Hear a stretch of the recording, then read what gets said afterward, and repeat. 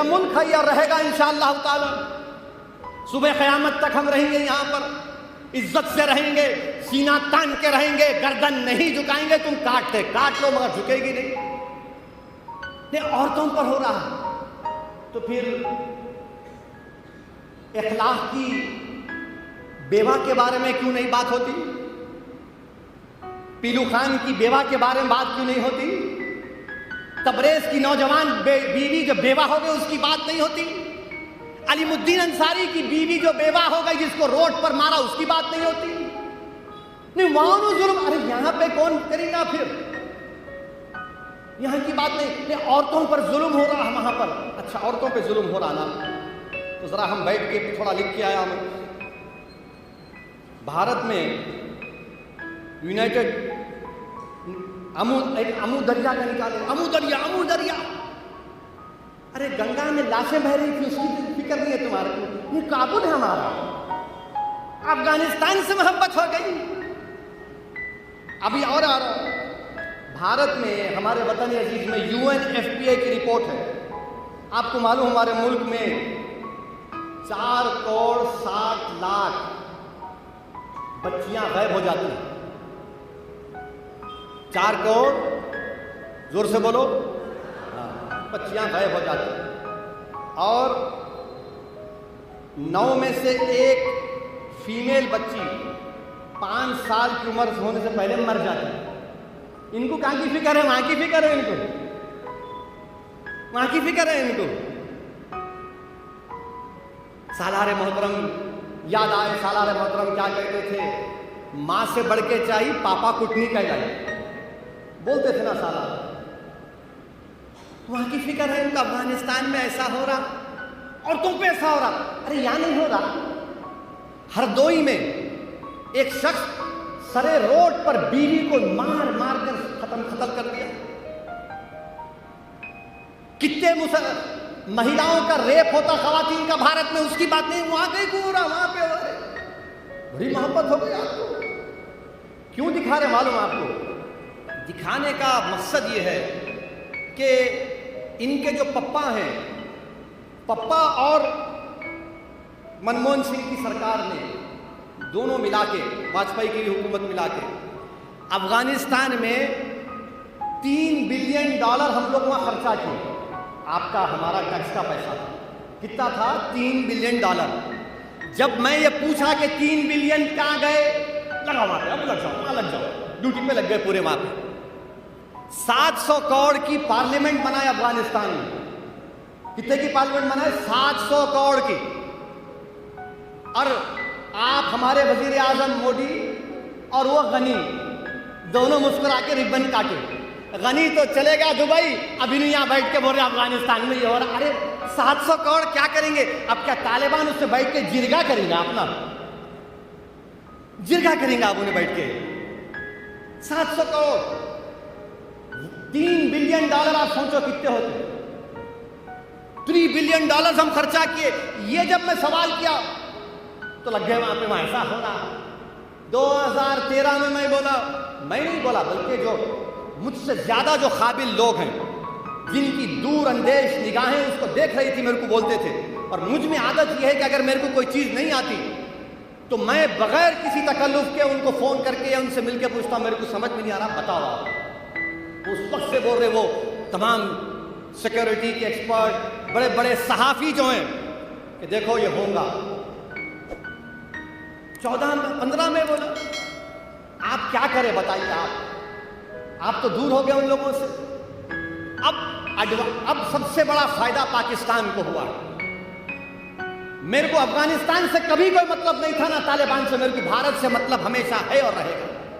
पाकिस्तान उस जगह को, अब वही सिक्योरिटी एक्सपर्ट्स कह रहे हैं कि अल-कायदा और दाइश अफगानिस्तान के वो बहुत बड़ा मुल्क है जहां पर हुकूमत ही नहीं है।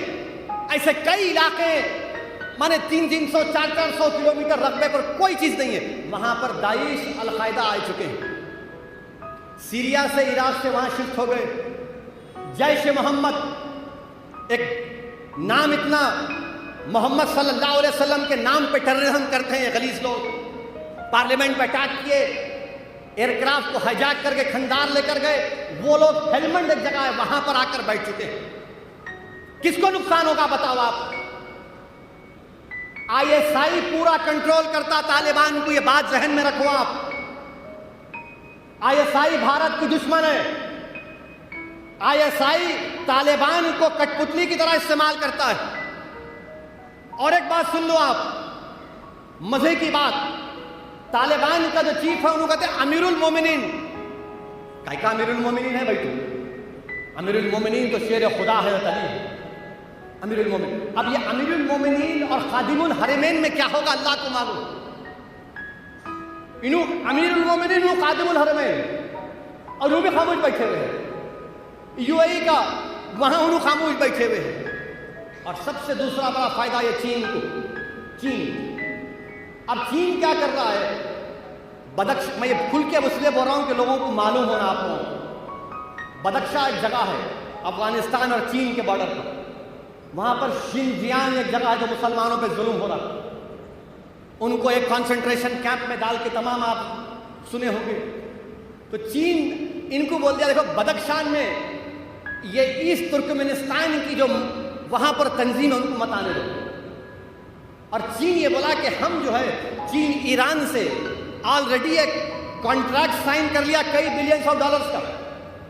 तो चीन ये चाह रहा है कि जमीन के रास्ते से काबुल और फिर काबुल से होते हुए ईरान तक चला जाए। चीन ये कर रहा है, उसको समंदर का रास्ता लंबा पड़ता तो ये रास्ते से आके करना चाह रहे हैं। आप क्या कर रहे हैं भाई? आप क्या कर रहे हैं बताइए ना। रशिया, उज्बेकिस्तान, तुर्कमेनिस्तान, ताजिकिस्तान, ये तमाम स्थान जो 4 ममालिक हैं, वो लोग अमेरिका से डील करके क्वाड एग्रीमेंट के लिए कि ट्रांसपोर्टेशन इन ताजिकिस्तान, उज्बेकिस्तान, तुर्कमेनिस्तान से निकलकर काबुल तक आएगा। अमेरिका कर लिया। और आप ट्रंप को गले मिले, खूब लपटे, ईद मुबारक, ईद मुबारक। अब की बार ट्रंप सरकार उन्हें आप छोड़ के चले गए। आप कहां हैं बताओ? भारत कहां है मुझे बताओ।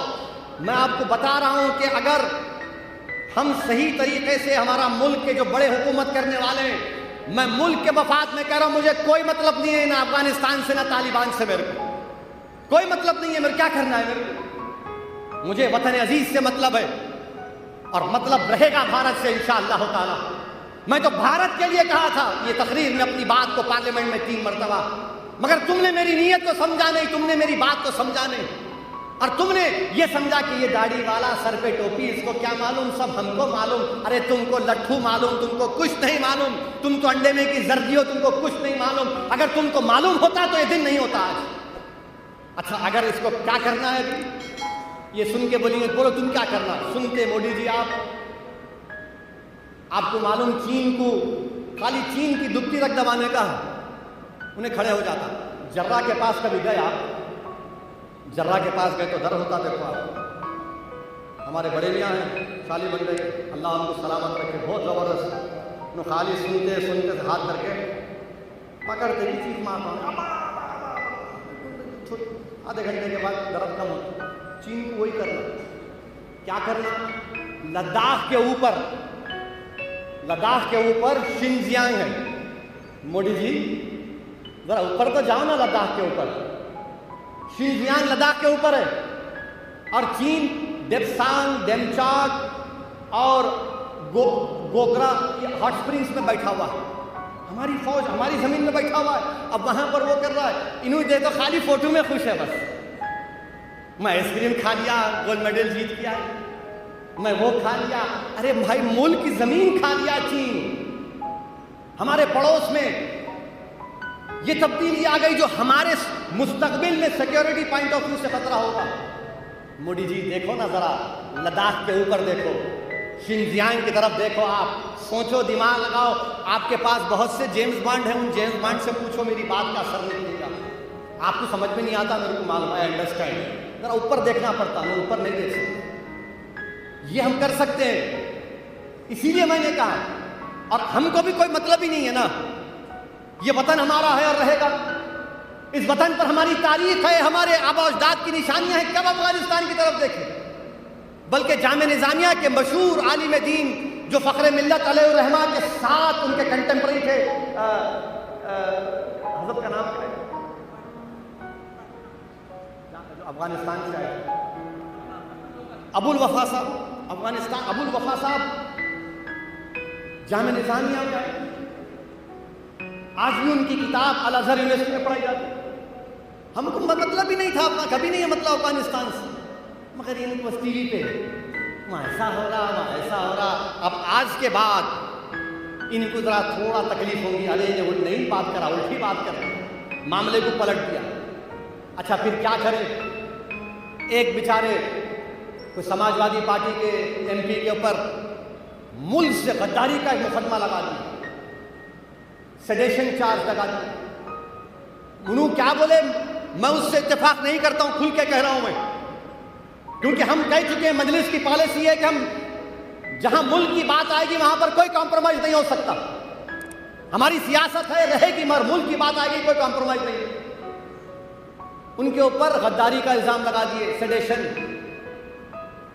अरे पंडित नेहरू, गांधी और आपके सेठ गोविंद दास, ये लोग सेडेशन के खिलाफ थे। जब दस्तूर बन रहा था तो कॉन्स्टिट्यूंट असेंबली में, पूरी कॉन्स्टिट्यूंट असेंबली में सबने कहा कि गद्दारी का सेडेशन निकालो, और सुप्रीम कोर्ट ने क्या कहा कि सेडेशन गद्दारी का मुकदमा उस वक्त लग सकता है जब तशद्दुद होता है उसके बोलने के बाद। अगर कोई अल्फाज निकलते हो तशद्दुद होता है तो तब सेडेशन लगता। अब सुप्रीम कोर्ट गौर कर रहा है कि उसको निकाल ही दे, आप लगा दिए सेडेशन उसके ऊपर। मुल्लों को काटो, उन पर सेडेशन कुछ नहीं, क्योंकि आपके महबूब हैं। पीलू खान को मारने वालों पर कुछ नहीं, आपके महबूब हैं। कानपुर में बच्ची अपने बाप से लपेट कर रो रही है, उसको मारने वालों को कोई सेडेशन नहीं, क्योंकि आपके महबूब हैं। अच्छा हैरत की बात यह है कि समाजवादी पार्टी के जो सदर हैं वो मुंह नहीं खोलते। क्यों नहीं मुंह खोलते भाई? तुम्हारे एमपी पे सेडेशन लगाना, मैं बोल रहा हूं तो बोलेंगे हो, अगर कोई बोला तो ओवैसी बोला, वो लंबी शेरवानी वाला ही बोला। आप नहीं बोल सकते। मुसलमानों के वोट होना, संभल के मुसलमानों का वोट होना, तुर्कों का वोट होना, मगर जब नाइंसाफी होगी तो साथ नहीं ठहरेंगे बल्कि दबाव डालेंगे। ये कौन सी सियासत है समाजवादी की? ये समाजवादी में एक लीडर गया जो अलीगढ़ मुस्लिम यूनिवर्सिटी को दहशतगर्दी की नर्सरी कहा, उसको अखिलेश फूल का हार पहनाते हैं, उसको फूल का हार पहनाते हैं। ये इनका मामला है। और बड़े बड़े लोग बड़ी बड़ी बातें करते हैं। अरे हिमाकत करने वालों, आज़ादी के बाद अगर पार्टीशन हुआ तो दूसरा पार्टीशन हमने देखा 2013 में 50,000 मुसलमान मुजफ्फरनगर में बेघर हो गए। किसकी हुकूमत थी? मजलिस इत्तेहादुल मुस्लिमीन पर उंगली उठाने वालों, बताओ किसकी हुकूमत थी? क्या इंसाफ हुआ उन लोगों से? मगर नहीं, सेकुलरिज्म है। क्या सेकुलरिज्म है? कौन सा सेकुलरिज्म है? तुम्हारे एमपी पे गद्दारी का मुकदमा लगता, तुम्हारी जबान को तुम जुम्बिश नहीं दे सकते। तुम क्या कर रहे हो? वोट चाहिए, खाली वोट होना, डरा डरा कर अब वोट हासिल नहीं किया जा सकता इंशाअल्लाह।